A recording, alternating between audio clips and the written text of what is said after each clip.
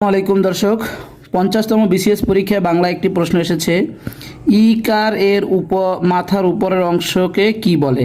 সেই ধরনের প্রশ্নগুলো সচরাচর দেখা যায় না, এই জন্য প্রশ্ন নিয়ে একটু আলোচনা করার জন্য আসলাম। আচ্ছা, এখানে উপরের অংশ বলতে বোঝানো হয়েছে এই যে অংশটা আমরা দেখতে পাচ্ছি, এই যে এই অংশটাকে বোঝানো হয়েছে যে ই কারের উপরে যে অংশটা, এই অংশটাকে কি বলে। তাহলে এটার সঠিক উত্তর হচ্ছে গিয়া চৈতন। আমরা একটু ব্যাখ্যাটা দেখলে আমরা পুরোপুরি বুঝতে পারবো। ব্যাখ্যাটা একটু দেখি। এই যে আমাদের রস্বই দীর্ঘই রস্যু দীর্ঘ, এই যে এর উপরে যে আমরা দাগগুলো দেই, এইটা এইটা এটা এটা এগুলোকে বলা হয় চৈতন। এটা যদি পরীক্ষা এসেছে, পরের পরীক্ষা হয়তো এইগুলো থেকে আসতে পারে, এই জন্য আরও তিনটে একটু আলোচনা করে দিলাম।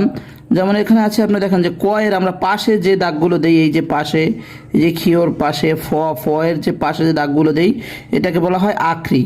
আর উঁর যে উপরে যে এই যে আমাদের এই দাগটা, এই যে এটুক, এই একের উল্টার মতো করে, এটা হলো গিয়া, এটাকে বলা হয় পাগড়ি।